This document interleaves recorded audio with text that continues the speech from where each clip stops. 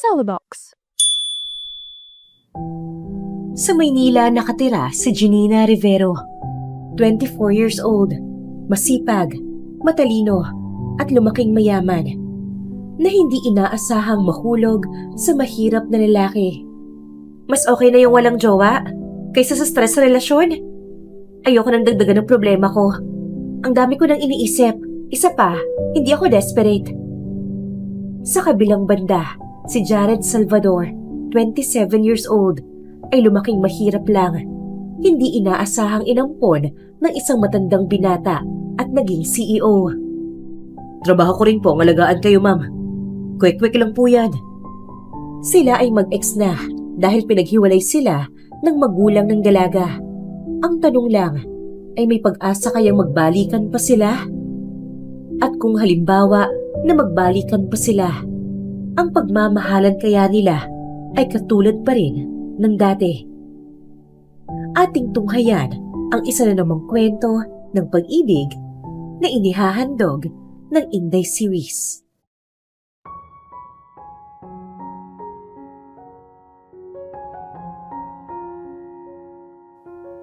Kami na ni Yuan, Besh. Sinagot ko na siya kanina. Masayang saad ni Yela, ang best friend ni Janina, habang kumakain sila sa may restaurant. Okay, congratulations. Mahinang sabi ni Janina bago niya pinagpatuloy ang pagkain ng potato cheese balls. Cold naman, akala ko sisigaw ka rin sa kilig eh. Alam mo, kailangan mo na talaga ng boyfriend para naman may kilig ka namang nararamdaman. Nakangusong saad ni Yela habang sinusundot-sundot niya ang pisngi ng dalaga. Pwede ba, Yela? Kumakain ako. Grabe ka, Besh. Hindi ka man lang kinilig doon sa balita ko. After ilang buwan ng landian, sinagot ko na si Yuan. Tapos ganyan ka lang mag-react? Okay, congratulations. Talaga lang ha?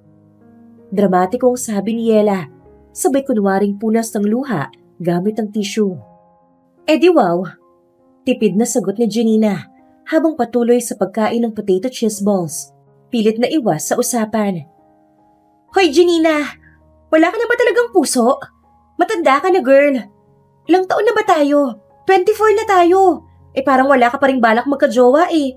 Ano bang trip mo sa buhay? Pangungulit ni Yela habang ginugulo pa ang buhok ng kaibigan. Pwede bang hindi mo na love life ang pag-usapan natin ngayon? May deadlines pa ako eh. May mga kailangan akong gawin mamaya. Hindi lahat kagaya mo na pwede na mag-full-time sa pag-ibig. Sarkastikong saad ni Janina, sabay inom ng iced tea. Grabe ka? So ako, wala nang ginagawa sa buhay ko, ganon? Ganon ba talaga, Besh? Ikaw nga puro trabaho eh. Wala ka ng personal life. Hindi ka nga sumasama sa mga gala natin eh. Tapos ngayong may balita ako, ang lamig-lamig mo rin. Ano ka ba talaga? Ice Queen? Nakangusong saad ni Yela na para bang nagpapaawa sa kaibigan niya. Mas okay na yung walang jowa kaysa sa stress na relasyon. Ayoko nang dagdagan ng problema ko. Ang dami ko nang iniisip. Hindi ako desperate. Desperate agad? Hindi ba pwedeng adventurous lang? Open-minded, fun, and loving? Mabilis na sagot ni Yela habang nagpapanggap na nagtatype sa hangin. Looking for someone to vibe with? Coffee dates and good convos only? Ganun! Yela, tigilan mo ko. Hindi ako ganyan. Exactly! Kaya nga dapat makipag-blind date ka na. Para naman magising yung puso mo matagal na natutulog. Ano ba girl? Pag hindi mo ginamit yung feelings mo, baka tuluyang mabulok yan. Mas malala pa sa expired na yogurt. Aniya, dahilan para mapangiwi si Janina. Masaya na ako sa buhay ko ngayon. Trabaho, kaibigan, pamilya, kumpleto na yun. Hay nako, alam mo bang may friend si Yuan na super pogi? Tahimik, pero yung mysterious type, parang yung mga love interest sa k-drama lang. Set up na kita, please? Sabay biglang tingin ni Yela na may kasamang puppy eyes. No. Malamig na pagtanggi ni Janina, dahilan para mapanguso ang kaibigan niya. No ka agad? Hindi mo pa nga siya nakikilala eh. Malay mo, type mo siya. Kaya Besh, please! Sigaw ni Yela, dahilan para mapalingon ng ilang mga customers sa restaurant. Pwede ba, Yela? Huwag kang sumigaw. Nakakahiya. Bulong ni Junina, sabay yuko, bago pinangtakip ang palad sa mukha niya. Ano ba naman kasi? Puro ka na lang no. Ang arte mo pa. Parang ang daming umaaligid sa'yo eh. Kahit nga si Dodong sa tindahan ni Aling Bebang, hindi ka na nilalapitan kasi mukha ka raw laging galit. Baka kasi, lapit siya ng lapit kahit sinabi ko ng ayoko. Pinakaayaw ko sa lahat ay pushy. Kaya tigilan mo muna ako, Yela ha? Pagsusungit ni Janina bago siya muling sumubo sa pasta na kinakain niya. See? Ayaw mo talaga sa lahat. Baka mamaya, sa wedding ko, ikaw na lang yung single sa table natin. Papasayawin ka pa ni MC sa gitna mag-isa. Eh di wow, kasal agad. Sigurado ka na ba na siya ang papakasalan mo ha? Saka okay lang no, at least ako walang sabit. Aniya sabay irap. Sanay na si Yela sa katarayan ng kaibigan, kaya naman palagi na lang siyang nagpapakyut dito. Ano ba talagang issue mo sa relasyon? Broken-hearted ka ba dati? May hindi ka ba sinasabi ha? May trauma ba tayo dyan, girl? O baka naman may nagugustuhan ka na at hindi mo lang sinasabi sa akin? Wala. Gusto ko lang ng peace. At hindi ko kailangan ng lalaki para masabing kumpleto ako. Pero hindi mo ba naman miss yung kilig? Yung may nagte-text na, "Good morning, love." O kaya, yung biglang may magpapadala sa'yo ng milk tea out of nowhere. Para lang pasahin ka sa stressful day mo. Tanong ni Yela sa kaibigan. Hindi. Gusto ko, "Good morning, self. Let's get this bread." At kung gusto ko ng milk tea, bibili ako. Hindi ako maghihintay sa lalaki para mapasaya ako. Girl, feminist yan? Realist. Hindi naman ako against sa love, Yela. Gusto ko lang, kung darating, darating. Hindi ko kailangang habulin. At lalong hindi ko kailangang pilitin sa blind date. Dahil kung hindi talaga siya para sa akin, ay aalis yan. Gusto ko yung kapag dumating, diretso kasal na sana. Date to marry ka pala, besh eh. Bago ko lang nalaman yan ah. Eh paano naman kung si Mr. Right na, yung ipapakilala ko sa'yo? Paano kung siya na yung tao magpapabago ng pananaw mo sa pag-ibig? Baka siya na yung soulmate mo. Tapos, hindi mo pa rin kikilalanin? Eh di sayang, siguro hindi talaga kami para sa isa't isa. Saka kung kami talaga ang nakatadhana ay gagawa at gagawa ng paraan ng destiny para magkita o magkausap ulit kami. Pagkontra ni Janina, dahilan para magpangiwi ang best friend niya. Tigas ng ulo mo talaga? Lahat ng sinasabi ko, nahahanapan mo ng counter-attack. Nakakainis ka na minsan, pero mahal pa rin kita. Aniya, at takmang ikikis na niya si Janina nang harangin ito ng dalaga gamit ang isang peraso ng tissue. Ang weird mo talaga. Alam mo yan, di ba? Alam ko, pero at least ako, willing sumugal. Ikaw, kaka-fear mo sa lab, baka mamaya, ikaw pa yung maiwang nag-iisa sa dulo ng teleserye. Baka yun talaga ang plot twist. Ako pala yung masaya, kahit walang love team. Nakangiting sagot ni Janina, sabay taas ng kilay. Eh di ikaw na ang bida ng bagong single and loving it. Aniya, bago ito umirap-irap, kahit na para silang nag-aaway palagi, ay biruan lang nila to dahil mag-best friend sila simula pagkabata. Mas okay pa yan kaysa sa in relationship and miserable. Tahimik na nagtitigan ang dalawa. Matagal. Tapos sabay silang napatawa. Okay, sige na nga. Hindi kita pipilitin. Pero mark my words, Janina, darating ang araw, magpapakilala ka rin sa akin ng isang lalaki at sasabihin mong, "Besh, kami na." Tapos, ako naman yung magdededma at sasabihin lang, "Okay, congratulations." Panunumpa ni Yela sabay taas ng kamay. Tignan natin kung mangyayari yan. Pero habang wala pa, order pa tayo ng isa pang batch ng cheese balls. Ikaw na magbayad ha, para naman may silbi ang pag-ibig mo. Gaga ka talaga. Ikaw kaya ang mas mayaman sa ating dalawa. Pero sige na nga, wala naman akong magagawa dahil mahal na mahal kita. Natatawang sagot ni Yela bago niya tinawag ang waiter. Sa kabilang banda naman ay kasalukuyang nagko-construction si Jared. Maliit ang kita pero sapat na to para makaraos siya sa pang-araw-araw niyang gastusin.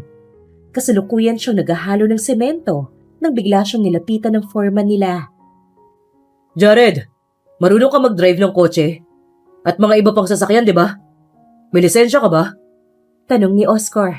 ang foreman ng pinagtatrabahuhan nila. Opo, Foreman, marunong ako magmaneho. Saka meron din po akong lisensya. Bakit niyo po natanong? Tanong ni Jared bago siya tumigil sa paghahalo. Yung asawa ko kasi, nagtatrabaho sa isang mayamang pamilya. Yung bunsong anak ng boss niya ay kailangan ng driver. Wala akong mahanap na iba. Kaya naman, ikaw kaagad ang pumasok sa isip ko. Willing ka bang magtrabaho doon? Maniwala ka, malaki ang sahod doon. Parang 10 beses na malaki kada buwan ang magiging sahod mo kaysa sa sahod mo ngayon. Saad ni Oscar, dahilan para mabigla ang binata. Bigla namang napaisip si Jared dahil matagal na talaga niyang pinapangarap makapagmaneho ulit ng kotse. Matagal na rin kasi since nung binenta niya ang kotse niya. Bukod doon ay hindi niya na kailangan pang magtiis sa maliit na sahod. Magandang oportunidad na to para sa akin. Kaya naman, wala nang dahilan pa para tumanggi ako. Masayang saad ni Jared bago siya huminga ng malalim. Opo, willing ako maging driver sa mga taong yun. Mabuti kung ganon. Sige, sasabihin ko to sa asawa ko at i-message kita kapag pumayag yung boss nila doon. Saad naman ni Oscar bago ito bumalik sa trabaho niya at ganun rin naman si Jared.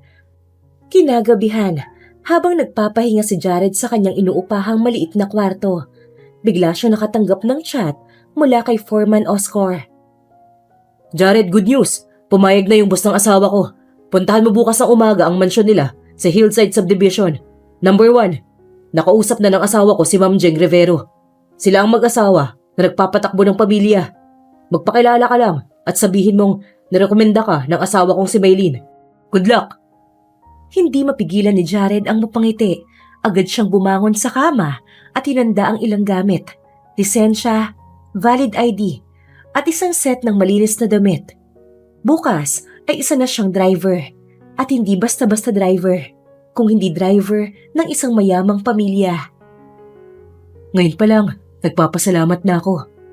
Bulong niya sa sarili bago pumikit at nagdasal. Nagpapasalamat siya sa Panginoon dahil sa mga oportunidad na natatanggap niya bago pinilit ang sarili na matulog ng mahimbing. Kinabukasan, 7:00 na ng umaga, dumating si Jared sa Hillside Subdivision, isang exclusive na lugar na ngayon niya lang napuntahan. Halos hindi siya makapaniwala sa mga bahay na dinadaanan niya. Malalawak ang bakuran, may mga fountain at mukhang bawat bahay ay may sariling swimming pool. Nang nakita niya ang gate na may numerong number 1, huminga siya ng malalim. Malaki ang gate, kulay puti at may gintong design. Tumigil siya saglit at pinindot ang doorbell sa gilid ng gate. Maya-maya pa, sumagot ang guard sa intercom. Yes, sir? Tanong nito. Magandang umaga po. Ako po si Jared Nervar. Nirefer po ako ni Ma'am Maylene, asawa po ni Foreman Oscar. May appointment po ako ngayon kay Ma'am Jeng Rivero at Sir Gerald Rivero. Pagpapakilala niya doon sa guard. Narinig ni Jared ang tunog ng kuryente sa gate, senyales na bumubukas na ito at sinasalubong siya ng mga guards. Pasok na po kayo, sir. Naghihintay na po sila madam at sir sa loob. Pagpasok niya sa loob, ay mas lalo siyang napahanga. May garden na puno ng imported na halaman. May koi pond sa gilid. At sa gitna ng bakuran ay ang mismong mansyon. Malaki, puti at may 3 palapag ito. Sa may pintuan ay may nakaabang na babae na naka-corporate attire at may hawak na tablet at mukhang itong sekretary. Good morning, sir. Ako po si Yani, ang assistant ni Madam Jen. Sa loob na po tayo, naghihintay na po sila sa study room. Mahinhing sabi ng babae bago niya ginaid ang binata papasok ng mansyon. Tahimik lamang si Jared habang sinusundan si Yani papasok sa loob ng mansyon. Sa bawat hakbang niya, ramdam niya ang kaba at pananabik na hindi niya mapigilan. Pagdating nila sa study room, ay isang babae ang agad niyang nakita na nakasuot ng eleganteng blouse. Mukhang nasa late 50s. May matalim na tingin pero mukhang matalino at sophisticated. Siya si Madam Jeng Rivero, ang asawa ng businessman na si Gerald Rivero. Sa gilid naman ay may lalaking naka-business suit. Mukhang bagong gising lang habang nakaupo sa sofa at may hawak na kape.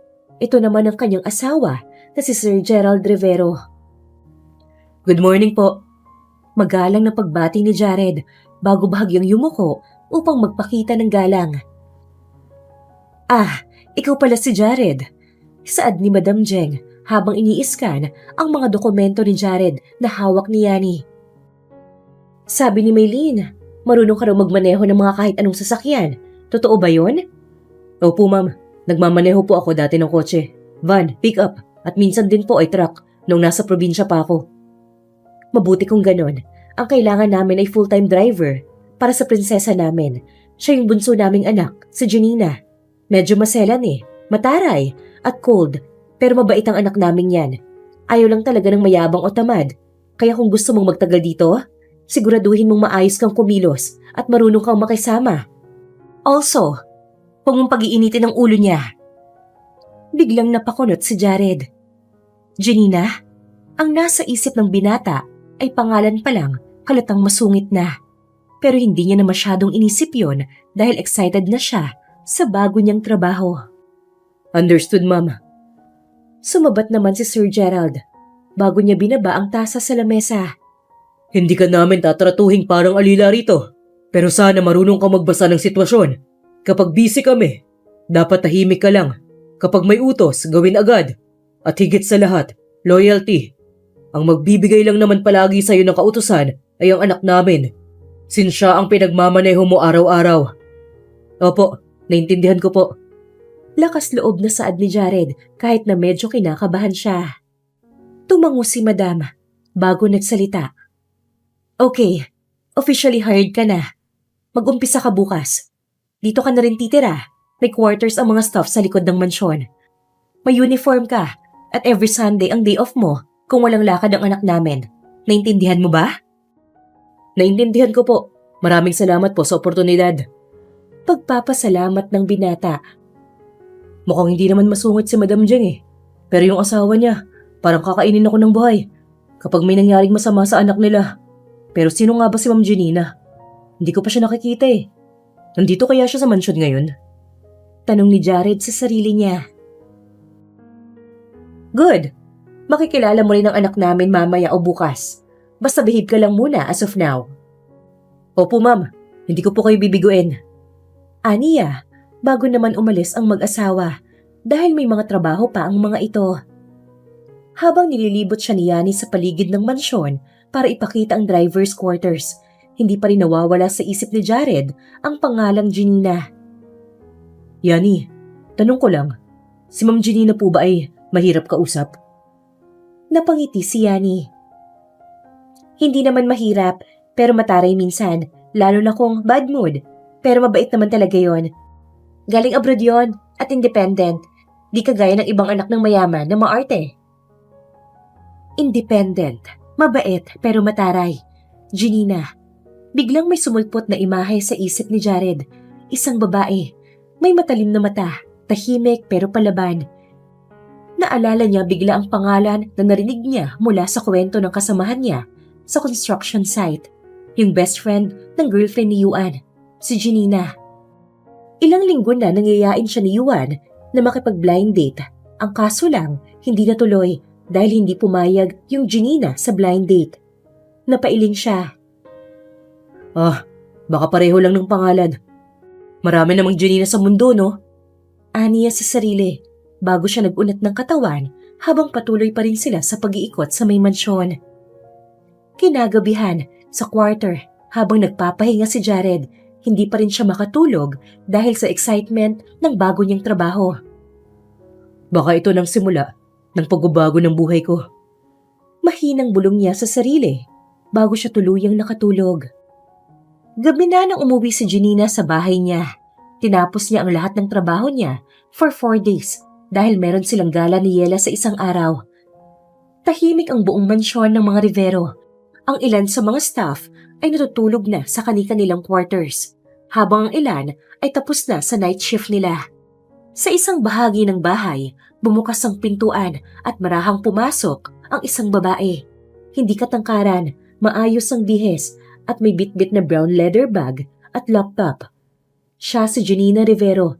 Galing siya sa opisina at ngayon lang siya nakauwi dahil tinapos niya ang trabaho niya para sa buong linggo. Sinadya niyang tapusin lahat ng deadlines para makapagpahinga naman kahit minsan. Bukod doon ay may gala rin sila kasi ng best friend niya. It's so tiring.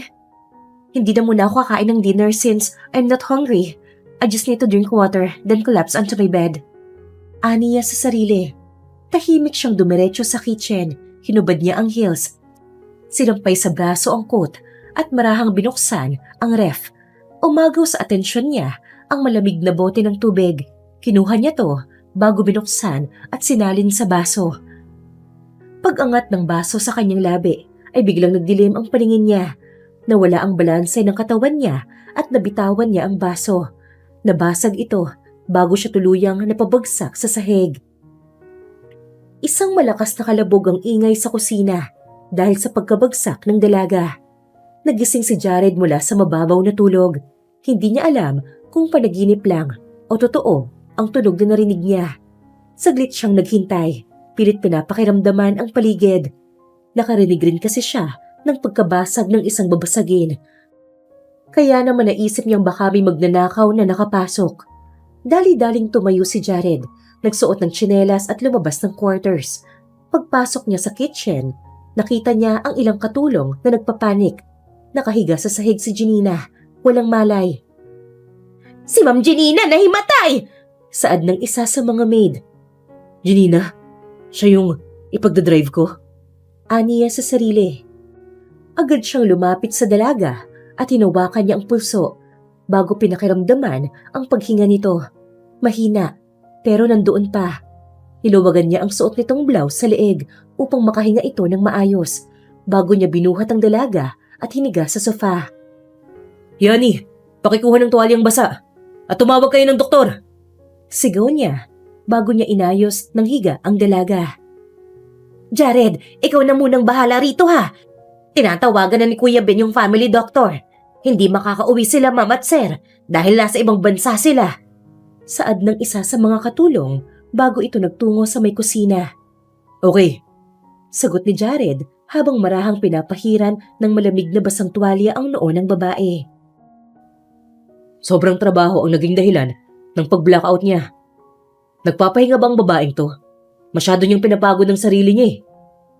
Maya-maya lang ay dumilat ang mga mata ni Janina. Inikot niya ang paningin at natigilan nang makita ang isang lalaking hindi pamilyar. Sino ka?" Mahinang tanong niya, bahagyang nanlalambot pa. Ma'am, ako po si Jared. Ako po yung bagong driver niyo. Nahimatay po kayo kanina habang nasa may kusina.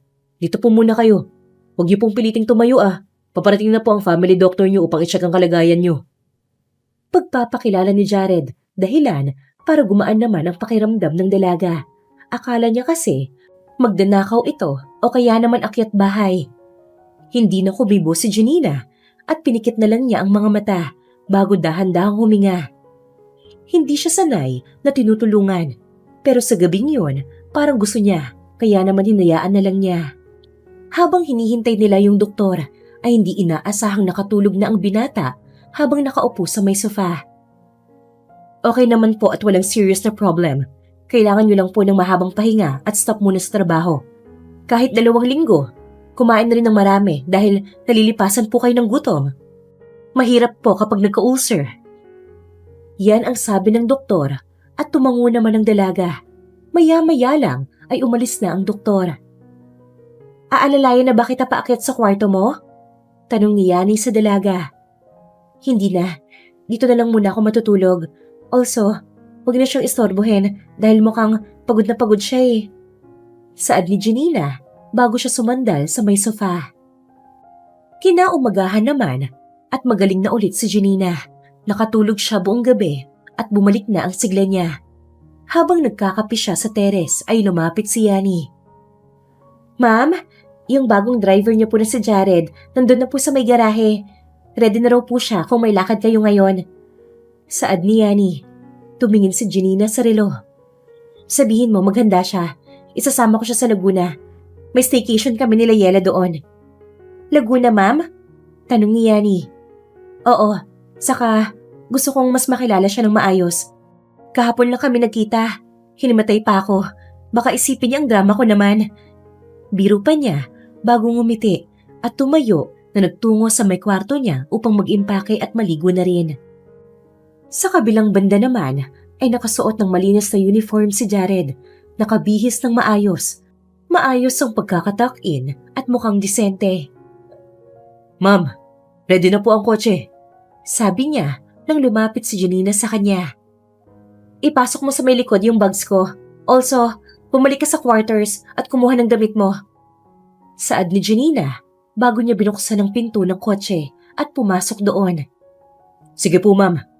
Sagot ni Jared bago siya bumalik sa quarters at nagdala ng konting gamit niya. Habang nasa biyahe na sila papuntang Laguna, tahimik ang loob ng sasakyan. Tangi ang tunog ng aircon at background music mula sa radyo ang maririnig. Hindi alam ni Jared kung dapat ba siyang magsalita, pero naunahan siya ni Janina. Jared, ikaw yung tumulong sa akin kagabi, tama ba?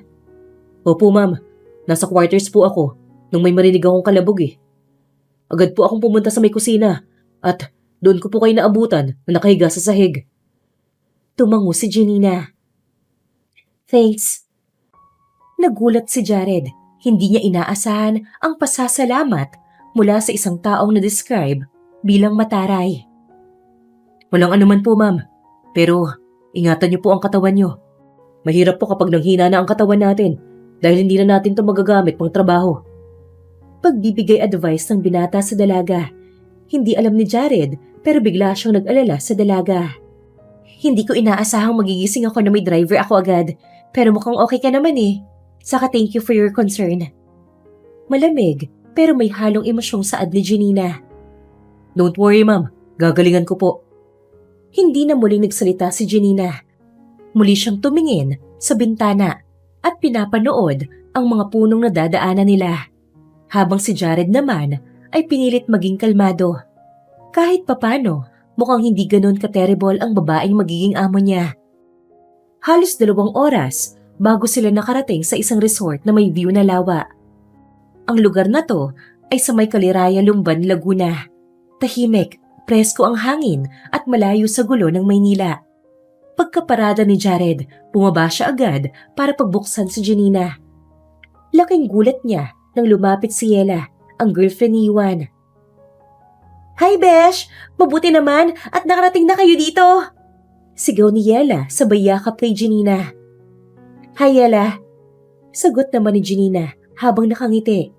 Kasunod ni Yela ang isang lalaki na naka-polo shirt at shorts. Walang iba kundi si Juan, ang kasamahan ni Jared dati sa site. Nagkatitigan sina Jared at Juan. Uy bro! Sabay lapit ni Juan. Ikaw to Jared? Uy bro! Sabay nilang pagbati sa isa't isa. Napakunot noo si Janina. Kilala mo si Juan? Opo ma'am, dati po kami magkasama sa construction site. Small world ha? Wait, if I'm not mistaken, siya yung dapat naka-blind. Hindi na natapos ni Yela ang sasabihin niya nang takpan ni Juan ang bibig ng kasintahan. Grabe, ikaw pala yung driver ni Janina. Aba ayos yan ah. Pag-iiba ni Juan ang usapan. Napailing si Janina. Pati ba naman dito? Bardagulan pa rin? Dahil doon ay nagtawanan silang lahat. Sa araw na yon, kahit wala sa plano ni Janina ang magkaroon ng bagong taong makakasama sa araw-araw, mukhang hindi niya mababawi ang desisyon ng mga magulang niya. Pinayagan si Janina ng mom at dad niya na magpahinga ng halos 2 months at doon naman napagpasyahan ni Janina na sa Lumban na manirahan at mag-relax bago siya pumasok muli sa trabaho. Pagmamay-ari ni Yela ang resort na yon, kaya naman libre nilang nagagamit yon. Lumipas ang ilang araw sa Kaliraya at tila unti-unti na ring lumalambot ang dating matigas na paningin ni Janina kay Jared. Sa gitna ng malamig na simoy ng hangin at tahimik na kapaligiran, may mga bagay ding dahan-dahang umiinit. Maagang nagising si Janina. Nakasuot siya ng puting oversized shirt at cotton shorts habang nagkakape sa may balcony ng kwarto niya. Tanaw mula roon ang lawa ng Kaliraya na tila kalmadong-kalmado. Parang salamin ng nararamdaman niya nitong mga nakaraang araw. Mula sa ibaba, Nakita niyang abala si Jared sa pagpupunas ng sasakyan. Pawisan, naka-white shirt at shorts rin, pero halatang sanay sa trabaho. May mga pagkakataong napapatingin siya ng matagal sa binata bago siya biglang napapailing sa sarili. Ano ba yan, Janina? Kaloka ka. Aniya sa sarili bago siya humikab. Sa mismong oras na yun, sumigaw si Yela mula sa cottage nila. Besh! Simbahan tayo mamaya ha! Every Sunday yan dito, alam mo na! Saka pagkatapos, kwek-kwek tayo at ibang mga street food sa plaza! Aniya, kaya naman wala nang nagawa si Janina. Sige na nga, libre mo kwek-kwek ko ha! Kinahapunan ay tahimik na nakaupo sina Janina at Yela sa loob ng simbahan. Suot ni Janina ang simpleng beige dress, habang si Yela ay naka-off-shoulder dress. Sa likuran nila, naka-polo si Yuan, at sa bandang likuran, si Jared, naka-blue polo at black jeans. Simple, pero malinis tignan at gwapo siyang tignan doon. Habang nagdarasal, panay ang tingin ni Janina sa gilid kung nasaan si Jared. Tahimik ang binata, nakapikit, parang taimtim na nagdarasal. Hindi niya alam, pero parang may biglang kiliti sa puso niya. Pagkatapos ng misa, naglakad silang apat papunta sa plaza. Doon, masiglang sinalubong ng street vendors ang grupo at bumili sila ng iba't ibang mga pagkain. Dito tayo! Ito yung paborito kong kwek-kwek spot eh. Masarap at mainit ang kwek-kwek nila at masarap pa ang sauce. Kumuha na kayo, it's my treat. Masayang saad ni Yela bago sila nagsimulang kumuha at kumain. Oo nga, miss ko na to.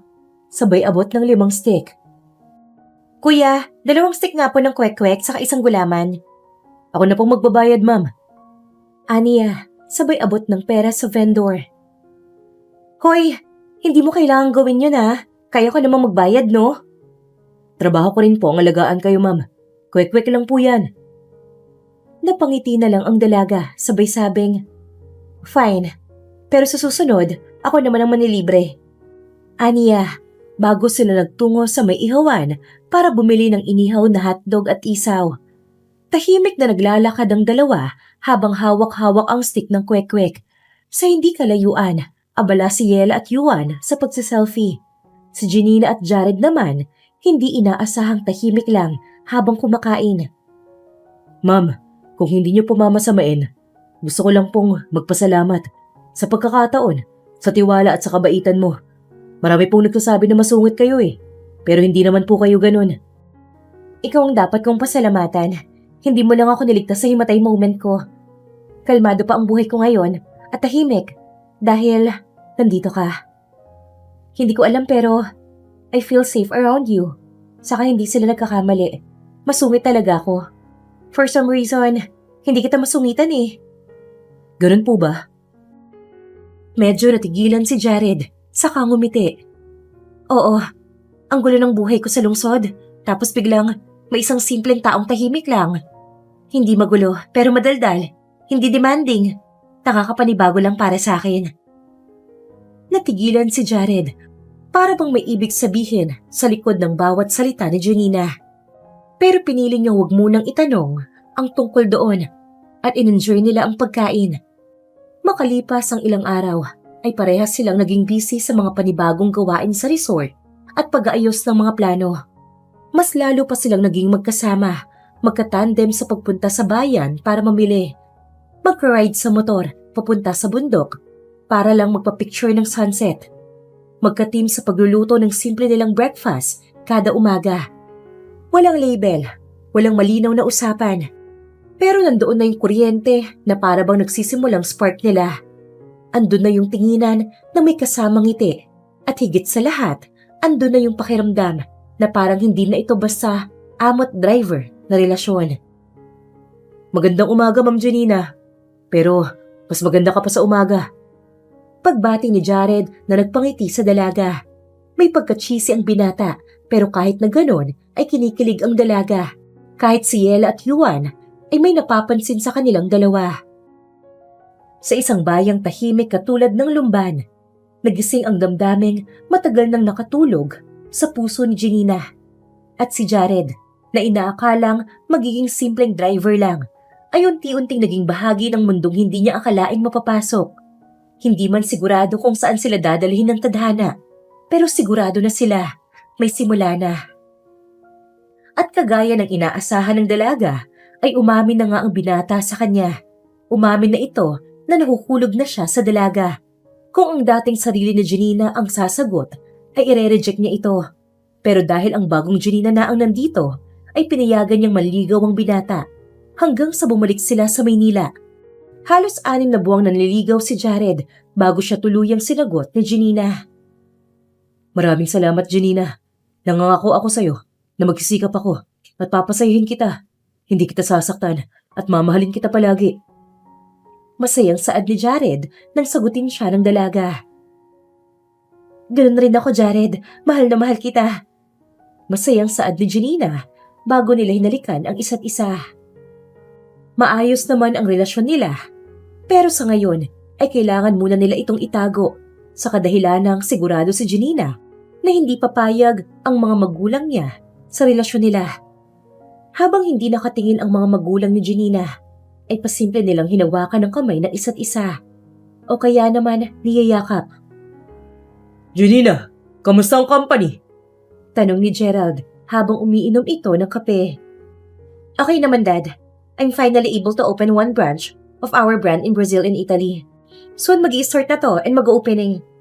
Saad ni Janina bago niya hinawakan ng pasimple ang kamay ng binata. Nagpatuloy ang sikretong relasyon nila hanggang sa isang araw ay nagbago ang lahat. Nasa ibang bansa ang mga magulang ni Janina noon. Kaya naman, freely sila na nakakagalaw. Kasalukuyan silang nasa may garden nang yakapin ni Jared si Janina. Bakit? May problema ba? Wala naman. Masaya lang ako dahil maayos tayo at hindi masyadong nag-aaway. Mahal na mahal kita, Janina. Saad ni Jared bago niya hinawakan sa pisngi ang dalaga. Mahal na mahal rin kita, Jared. Saad naman ni Janina bago siya hinalikan ng binata. Ngunit ligid sa kaalaman nila na nakabalik na pala ang mga magulang ng dalaga at naabutan sila ni Jared na naghahalikan. Janina Irene Rivero! Sigaw ni Gerald, ang kanyang ama, na umaalingaw-ngaw sa buong garden at doon na nga nagsimula ang lahat. Paano mo nagawang ilihim to mula sa amin? Nagulat si Janina. Ang dating matatag na sagot ay biglang nawala.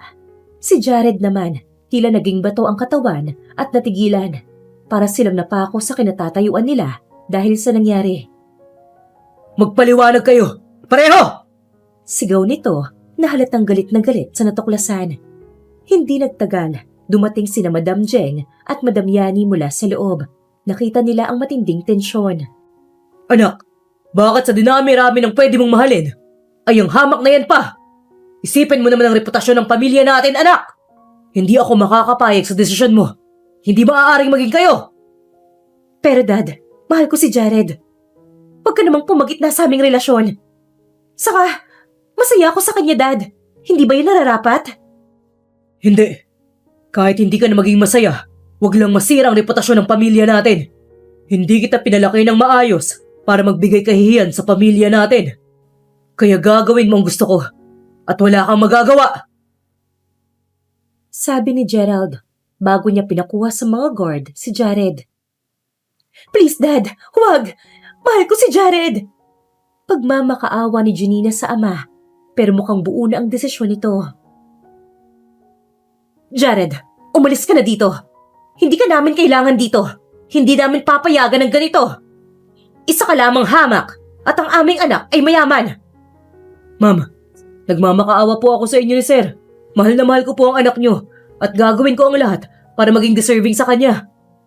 Pagmamakaawa ni Jared habang nakatingin siya sa babaeng minamahal niya. Saka mo na sabihin yan kapag may narating ka na. Hindi ka karapat-dapat sa anak ko. Lalo na kung mahirap ka. Saad naman ni Gerald bago niya pinadampot sa mga tauhan niya ang binata. Walang nangyari sa pagmamakaawa ng magkasintahan na yon. Tinanggalan si Jared ng trabaho at pinabasura na walang maayos na dahilan. Nawala siya nang walang paalam. Kasama ang sakit ng pag-iyak sa dilim ng gabi ng mansyon. Araw-araw, Sinusubukan ni Janina na tawagan si Jared. Pero para bang nawala lang ito na parang bula. Natatakot nga siya dahil baka may masamang ginawa ang mga magulang niya dito. Ngunit habang lumilipas ang buwan ay nawalan ng lead at simula noon ay hindi na nga sila muli nagkausap.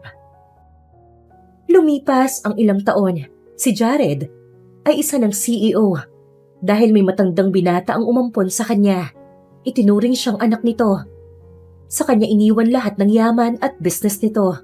Binigay ng matanda ito sa binata dahil deserving naman si Jared, masipag at mabait at bukod doon mapagmahal. Samantala, si Janina naman ay abala sa pagtatayo ng mga branch ng kanilang kumpanya sa Brazil at Italy. Naging matatag siya, puno ng responsibilidad at yung dating lihim na kilig para kay Jared ay tahimik na naiwan sa alaala. Dumating ang isang araw. May nagpakita ng interes kay Janina. Isang masigasig at maayos na lalaki, taga-fashion industry. Tanyag, ngunit merong red flag side. Miss Rivero, I love to take you out to dinner at Greenbelt. I like to know the woman behind the success. Yan ang message ng lalaki sa dalaga at dahil tungkol ito sa business ay pumunta ang dalaga. Halos lahat ng nagtatangkang manligaw sa dalaga ay nare-reject niya dahil ang nilalaman lamang ng puso ng dalaga ay si Jared pa rin. At kung minsan, sa katahimikan ng gabi, kapag wala ng ibang tao, hindi maiwasan ni Janina na maalala si Jared, ang tahimik na tao na nagbibigay ng seguridad at init sa kanya noon. Ngunit alam niya sa sarili na may pag-asang hindi na sila muling magkikita pa dahil sa ginawa ng mga magulang niya. Muling umalingaw ang galit sa boses ni Gerald sa loob ng conference room ng Rivero Holdings. What do you mean we're losing investors? Hindi yan pwedeng mangyari. This company is the legacy of my family. Galit na sigaw niya sa finance head habang sunod-sunod ang tawag sa cellphone niya.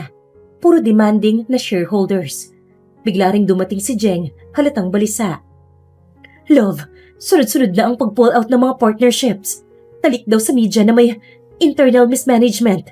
Hindi kaya may inside job? Hindi na kumibo si Gerald. Halos gumuho ang mundo niya. Sa loob ng iilang linggo, ang matatag nilang kumpanya ay paunti-unting ginigiba ng mga problema sa loob at labas. Hindi ko na alam ang gagawin ko. This company is so important. Hindi ito pwedeng mawala. Hindi mapakaling saad ni Gerald habang nag-iisip siya ng pwedeng maging solusyon sa problema nila. Habang abala ang lahat sa damage control, nakatanggap si Gerald ng mensahe mula sa isa sa kanilang kaibigan sa industriya, si Jeff Valencia. Isang middle-aged na negosyante na kilalang kilala sa pagiging agresibo sa lahat ng bagay, lalo na sa pagdating sa mga gusto niya. Sa isang private meeting sa loob ng mansyon ng Rivero, dumating si Jeff, suot ang isang dark blue suit at may kasama itong 2 bodyguard. Kaibigan, balita ko may konting problema kayo ngayon . Baka makatulong ako. Aniya, na para bang hindi maganda ang binabalak. Jeff, kung may maitutulong ka sa kumpanya namin, utang na loob, sabihin mo lang. Desperadong saad ni Gerald dahil hindi niya na alam ang gagawin niya. Actually, simple lang naman ang gusto ko. Sabay lingon kay Janina na nasa kabilang dulo ng silid, tahimik na nagmamasid. Gusto ko lang sana maging parte ng pamilya niyo. I've always admired your daughter. She's beautiful, strong, and would make the perfect wife. Nanigas si Janina at hindi makapaniwala sa narinig niya. Excuse me? What kind of deal is this, Dad? Anak, pakinggan mo You muna. want me to bear this script para lang mailigtas ang kumpanya natin? Are you that desperate? Don't call me that, sweetheart. Masama yan. I can save your company, your employees, your reputation. Ang kapalit lang naman isang yes mo. Tumayo si Janina, tinamaan ng labis na galit at pagkadismaya. So, I'm a business transaction now. That's it? This is disgusting. Galit na sabi ni Janina sa ama. Ngunit nanatiling tahimik si Gerald. Isa yung katahimikan ng pagsang-ayon. Sa mga sumunod na araw, ay parang naging bangungot ang buhay ni Janina. Si Jeff, todo ang effort. Pinapadalhan siya ng mga regalo araw-araw. Mamahaling bag, relo, bouquet, diamonds, lahat. Pero para kay Janina, basura lang ang lahat ng mga yon. Hindi niya mahal si Jeff, hindi siya magpapakasal doon. Hindi niya makalimutan si Jared at ngayon, habang pinipilit siyang ipagkaloob sa isang taong hindi niya gusto, mas lalo niyang hinahanap ang lalaking tunay niyang minahal. Jared, mahal, kung nasan ka man ngayon, iligtas mo ako. Ayoko magpakasal kay Jeff. Hindi ko siya mahal. Ikaw lang ang mahal ko. Saad ni Janina na para bang kinakausap niya ang kasintahan na matagal niya nang hindi nakikita, pero mahal pa rin niya. Samantala, sa panig ni Jared, nakasalukuyang nasa isang exclusive business summit sa Tagaytay, isang bagong CEO ng automotive tech. Ang pinag-uusapan, ang batang entrepreneur na pinamana ng isang kilalang foreign tycoon, Jared Salvador. Matikas, matipuno at maayos manamit, at higit sa lahat, malayo sa dating trabahador lang sa construction. Wala na si Jared na dating takot magsalita. Ngayon, siya na ang pinakikinggan. Sa mga press release, hindi binabanggit ni Jared ang kanyang pinanggalingan, pero may isang reporter ang nakapansin. Sir Jared, totoo po bang galing kayo sa grassroots workforce bago kayo naging CEO? Napangiti si Jared. Oo, dati akong construction worker, tapos driver. Bago, ngayon, naging CEO. Kaya alam kong hindi mo kailangan ng yaman para magsimula. Kailangan mo lang ng respeto. Respeto sa sarili mo at sa iba. Dahil sa mga sinabi niya, ay naging usapan siya sa internet. Napilitan si Janina na sumama sa mga wedding preparations kahit labag sa kalooban niya. Bukod doon, ay palagi siyang pilit na nilalapitan ni Jeff at lumalayo naman siya. Isang Sabado ng gabi, naghanda si Madam Jeng ng family dinner kasama siyempre si Jeff na panay ang pagbida tungkol sa mga bagong investment sa tech industry. May parating akong investor from Singapore. Tech genius. Once mag-finalize na to, wala na tayong aalalahanin. Tito Gerald, babalik sa taas ang pangalan ng Rivero. Ngumiti si Gerald, tila humuhugot ng pag-asa sa kayabangan ni Jeff. Si Janina naman ay tahimik lang, nakaupo sa dulo ng mesa, parang wala sa sarili. Biglang bumukas ang pintuan ng mansyon. Isang pamilyar, ngunit mas lalong kahanga-hangang presensya ang bumungad. Anong ginagawa niya dito? Nagbabalik na siya. Ang lalaking minamahal ko. Masayang saad ni Janina na para bang naluluhana. Eleganteng suot ang black suit. May dalang leather folder at may kumpiyansa sa lakad. Lahat ng nasa loob ay tila natigilan sa pagdating niya. Halatang hindi nila inaasahan ang pagpunta nito. Pasensya na po sa abala, pero may dapat po tayong pag-usapan. Malamig pero magalang na saad ng binata. Anong ginagawa mo rito? Wala ka ng karapatang tumapak sa pamamahay na to! Galit na sigaw ni Gerald sa binata. Hindi natinag si Jared. Imbes, nilapag niya ang folder sa mesa. Mr. Gerald Rivero, I believe your company is still in crisis. And Mr. Jeff Morales, I heard you're trying to negotiate a deal with the foreign tech investors. Aniya ng binata bago siya seryosong tumingin sa kanila. So what? This is none of your business. It is, because I'm the investors from Singapore. And unless you cancel the wedding with Janina, I'll be pulling out my entire investment in your company. You're bluffing. Hindi mo gagawin yan. Subukan mo. Alam ko naman na kaya ka lang successful ay dahil sa tulong ko. Unless gusto mo rin na matulad kay Mr. Gerald na ngayon ay namumroblema. Kung ayaw mong maniwala, try me. Nakangising saad ni Jared na para bang inaasar niya si Jeff. Nagkatinginan si Jeff at Gerald. Kitang-kita ang kaba sa mukha ni Jeff. Alam niyang kung mawawala ang investor, babagsak ang lahat ng pinaplano niya. Fine, I will cancel the wedding. Pagsuko nito na nagpasaya sa dalaga. Nagpantig ang tenga ni Gerald dahil sa narinig niya. Hindi siya makakapayag na mawala ang tulong ni Jeff dahil paano na ang kumpanya nila. Tumayo ito at binagsak ang kamay sa mesa. Tumalikod si Jeff at mabilis na lumabas ng mansyon. Galit dahil hindi na sila ikakasal ng dalaga pero wala siyang magagawa. Si Janina nanatiling tahimik, nangingilid ang luha at hindi makapaniwala. Hindi ako nagkakamali. Si Jared to, ang lalaking minamahal ko. Masayang saad ni Janina. Lumapit si Jared kay Gerald, mata sa mata. Sa sobrang talim ng titigan nila ay para bang magkakasakitan na sila. Hindi mo kailangan mag-alala. Dahil nawala na si Jeff. Nandito naman po ako. I'm willing to help, even though he treated me a trash 2 years ago. Matalim at mabigat na saad ng binata bago siya tumingin kay Janina. Handa akong iligtas ang kumpanya nyo. Ibabalik ko ang tiwala ng mga investors nyo. Babayaran ko lahat ng utang nyo. Pero may isang kondisyon. Ano yun? Desperado na si Gerald ng mga oras na to. Dahil si Jared na lang ang pag-asa nila. Ibigay niyo sa akin ang kamay ng anak niyo. Hindi ko siya gustong bilhin. Mahal ko siya. Gusto ko siyang pakasalan ng buong loob at puso. Handa akong lumaban ngayon.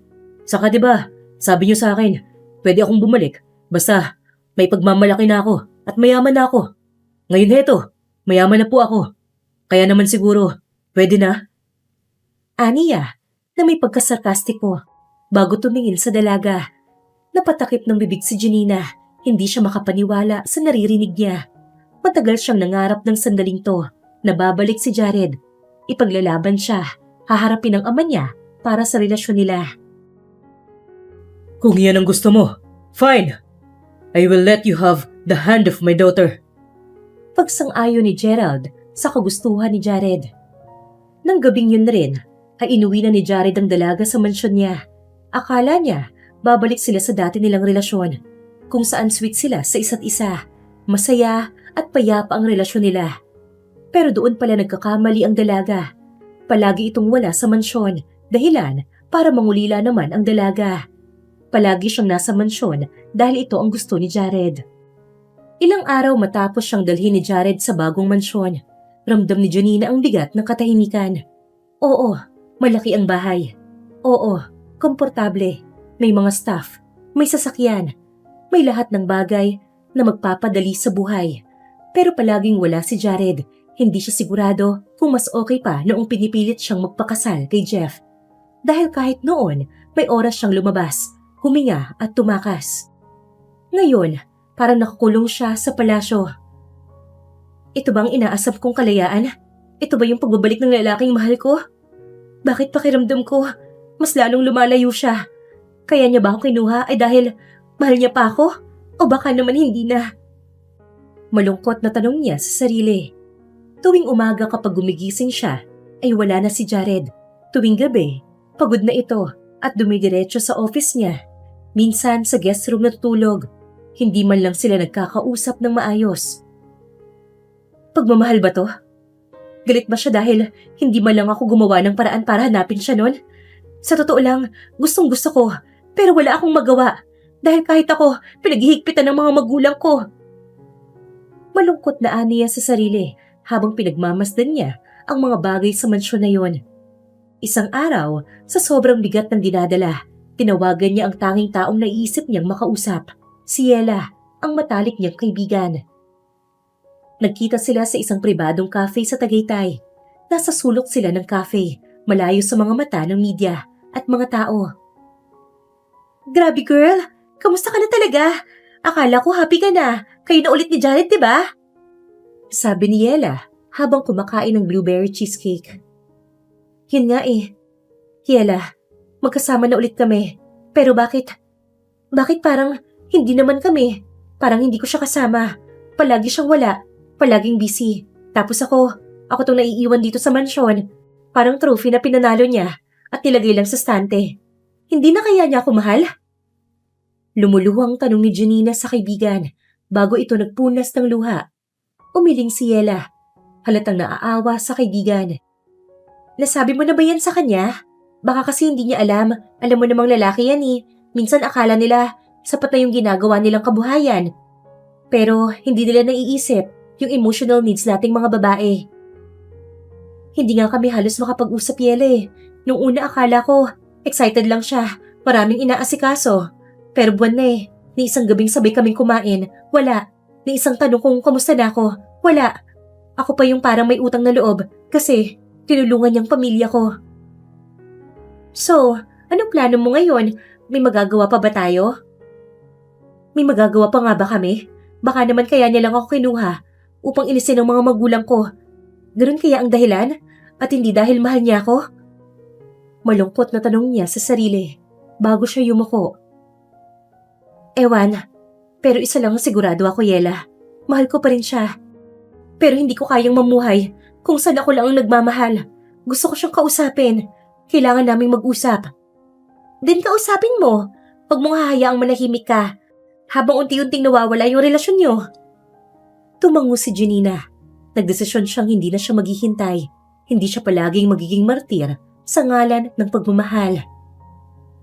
Mahal na mahal kita, Jared, pero hindi ko kinakaya ang nangyayari sa ating dalawa. Aniya sa sarili. Humahanap siya ng mga araw at oras na pwede niyang makausap ang binata, pero hindi siya nagkakaroon ng pagkakataon. It's either late umuwi ang binata o kaya naman hindi na ito umuwi. Bukod doon ay palagi rin itong nasa business trip, kaya naman mas lalong naiinip ang dalaga sa mansyon. Napapansin ng assistant ni Jared ang pinoproblema ni Janina. Galit siya sa dalaga dahil may gusto rin siya kay Jared. Ang kaso lang ay faithful ito sa dalaga, kaya naman hindi ito matanggap ni Ashley. Ilang oras nang nag-aabang si Janina sa sala, 11:00 na ng gabi. Pero wala pa rin si Jared. Ilang beses niyang tinext ang binata pero walang sagot. Tumawag siya, unattended. Sa loob ng magarang bahay, ang orasan lang ang tanging tunog na naririnig hanggang sumumukas ang pinto. Ngunit hindi si Jared ang pumasok. Isa itong babae, elegante ang ayos, nakasuot ng black office attire, high ponytail at matulis tumingin sa dalaga. Siya si Ashley, ang personal assistant ni Jared. Ashley, ikaw? Nasaan si Jared? Ngumiti si Ashley, pero may halong yabang at pangaasar ang kanyang ekspresyon. Lumapit siya sa dalaga na tila ba may dala siyang mabigat na balita. Hindi na siya uuwi ngayong gabi. Nasa Makati siya. May meeting at baka doon na rin magstay. Business trip ulit bukas, kaya huwag mo nang hintayin. Aniya na para bang may pinaparating siya. Napakunot noo si Janina dahil sa sinabi ni Ashley. Hindi ba dapat ako ang unang makakaalam kung aalis siya? Oh, sweetie. Alam mo bang hindi na ikaw ang priority niya? Hindi ka na kailanman naging priority. Nanigas si Janina. May malamig na pakiramdam siyang biglang gumapang sa likod niya. Hindi siya makapaniwala sa naririnig niya. Anong ibig niyang sabihin? Sa tono pa lang ng pananalita niya. Hindi ko na gusto. Malungkot na saad ni Janina sa sarili bago siya tumingin kay Ashley. Anong ibig mong sabihin? Tumawa si Ashley, hindi malakas pero sapat na para tumusok sa puso ng dalaga. Akala mo bang talaga mahal ka pa niya? Hindi mo ba napapansin? Simula lang, dalhin ka niya dito. Hindi ka niya tinitignan, katulad ng dati. Hindi ka na niya kinakausap. Hindi ka niya kasama. Dahil hindi ka niya mahal. At kung aaminin mo sa sarili mo, alam mong totoo yon. Lumingon si Janina habang pilit nilalabanan ang pangingilid ng luha. Gusto mo ng totoo, Janina? Kaya ka lang kinuha ni Jared ay para makagante sa mga magulang mo. Hindi niya makalimutan yung kahihiyan na dinanas niya noon. Yung pagtaboy sa kanya. Yung pagtanggal sa kanya sa trabaho niya. Yung pagtrato sa kanya na parang basura. Kaya bumalik siya para patunayan na siya na ang may hawak ng alas. At ikaw? Ikaw ang panalo niya. Ikaw ang trophy niya. Pero, hindi ka niya minamahal. Hindi totoo yan. Ayaw maniwala ng dalaga sa anumang sinasabi ni Ashley. Pero kung tutuusin, ay parang totoo ang lahat ng yun. Hindi niya matanggap at ayaw niyang tanggapin yun. Gising, Janina! Hindi mo ba nararamdaman? Isang buwan ka lang nakatira rito. Kailan ka huling kinamusta? Kailan kayo huling nagkasama? Kailan ka huling tinawag niyang mahal? Never pa ulit, diba? Kasi nga, wala ka na lang sa kanya. Para sa kanya, isa ka na lang ordinaryong tao na wala siyang pakialam at walang halaga para sa kanya. Dagdag pa ni Ashley, dahilan para tuluyan ng manahimik ang dalaga. Wala nang naisagot pa si Janina. Tumayo siya at lumakad palayo. Pero bago siya makapasok sa kwarto niya, ay nagsalita ulit si Ashley. And by the way, kung ako sa'yo, aalis na lang ako. Bago ka pumasok ng tuluyan. Pagkapasok niya sa kwarto, hindi niya mapigilan ang sarili na umiyak. Humugulgol siya sa kama. Hawak-hawak ang unan habang paulit-ulit ang mga salitang sinasabi ni Ashley sa isip niya. Hindi ka niya na mahal. Para lang makaganti, wala ka ng kwenta para sa kanya. Hindi ka na importante para kay Jared. Jared, totoo ba to? Ginamit mo lang ako? Pinaglaban kita sa pamilya ko. Iniyakan kita gabi-gabi. Bakit parang ako lang lumalaban sa relasyon natin? Lumuluhang saad niya sa sarili. Sobra-sobra ng sakit na nararamdaman niya dahil sa nalaman niya.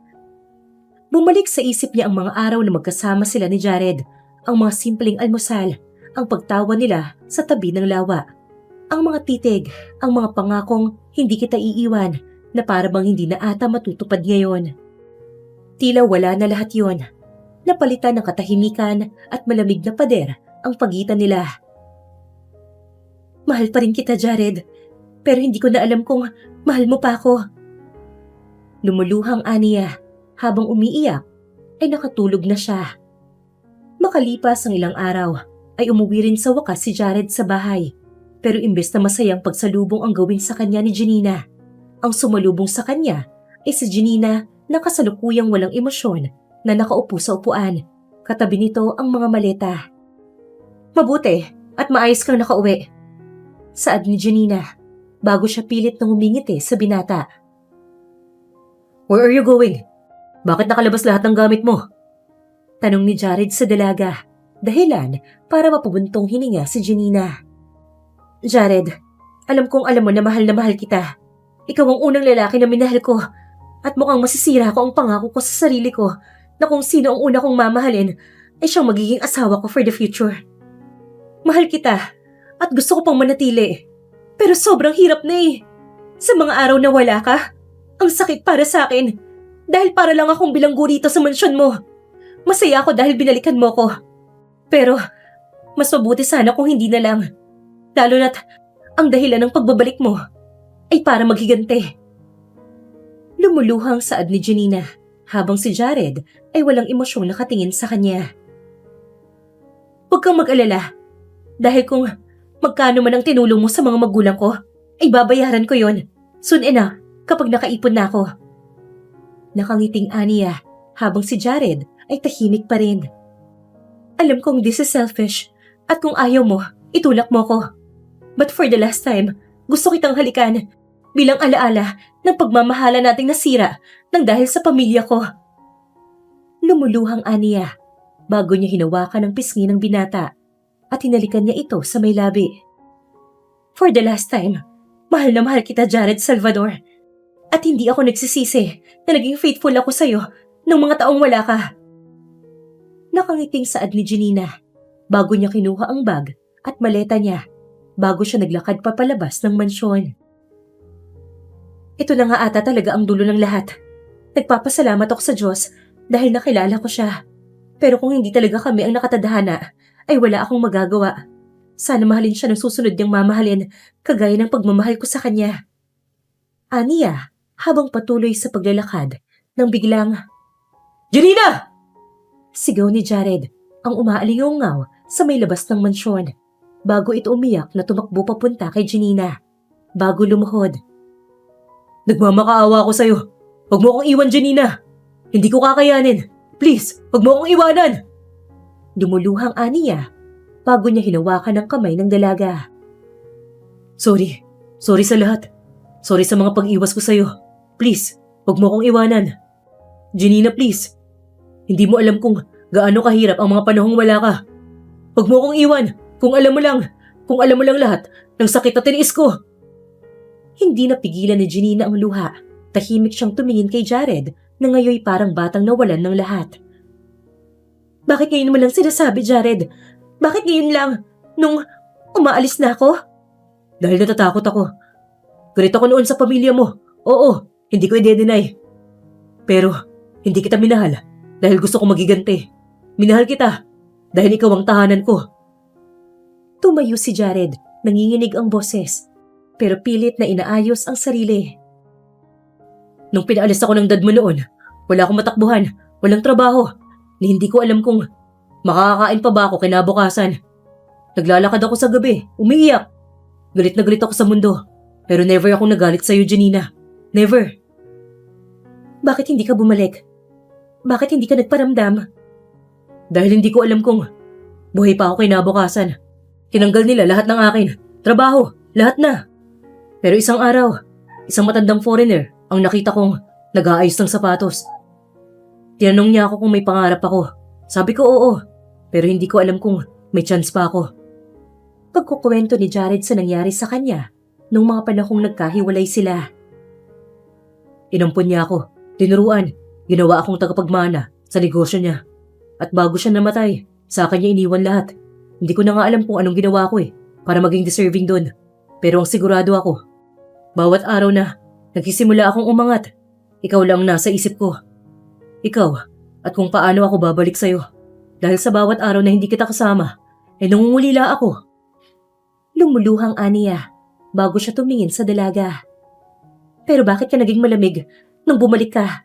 Bakit parang ibang tao ka na? Dahil takot ako, Janina. Takot akong baka hindi mo na ako mahal. Takot akong baka tignan mo ako bilang tagapagligtas lang ng kumpanya nyo.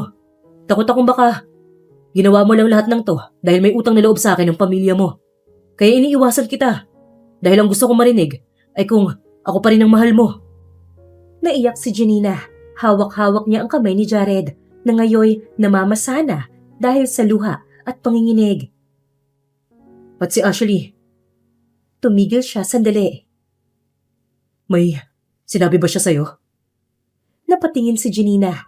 Kita sa mga mata niya ang gulat. Paano mo nalaman? Sinabi ng isa sa mga staff. Narinig nila yung ginawa niya. Pinatawag ko siya kaninang hapon at pinatanggal ko na sa trabaho. I'm sorry. Hindi ko akalaing hahantong siya sa paninira sa relasyon natin. Ang mali ko, hinayaan kong lumala ang distansya natin. Tahimik lang silang dalawa at sa gitna ng katahimikan, narinig lang ang hampas ng hangin at ang mahinang hikbi ng isa't isa. Akala ko, sapat na nandito ka sa bahay.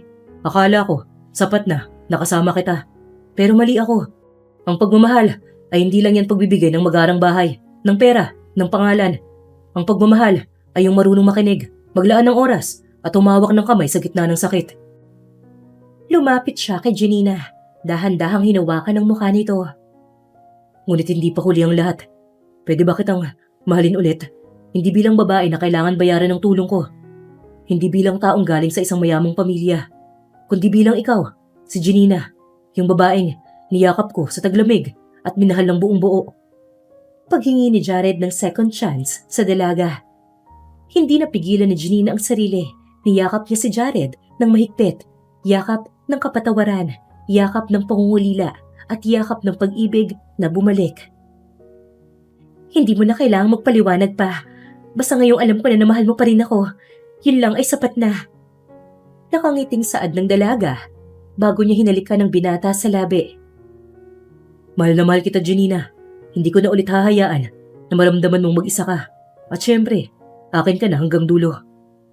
Nakangiting saad ni Jared. Mahal na mahal rin kita, Jared. Saad naman ni Janina bago nila niyakap at hinalikan ang isa't isa. Yan ang buhay nila Janina at Jared. Ilang taon na ang nakalipas. Kasalukuyang kasal na sila at may anak na silang dalawa, si Jelly at Jaren. Masaya na ang buhay nila at hindi man kapani-paniwala. Tinanggap na ni Gerald si Jared bilang kapamilya, hindi dahil ito ang tumulong sa kanya. Minsan, ang pag-ibig ay dumadaan sa matinding pagsubok mula sa pagtutol ng pamilya, maling akala at pagkakahiwalay. Pero kung tunay ang pagmamahal, hindi ito kailanman nawawala. Ang kwento nila Janina at Jared ay nagpapaalala na ang tamang tao ay babalik sa tamang panahon. At kapag pareho kayong pinili ang isa't isa, sa kabila ng lahat, doon nagsisimula ang tunay na forever. At dito na po nagtatapos ang kwento hila Jared at Janina. Ako po si Miss Lee, ang inyong tagapagsalaysay. Hanggang sa muli, dito lang sa Inday Series.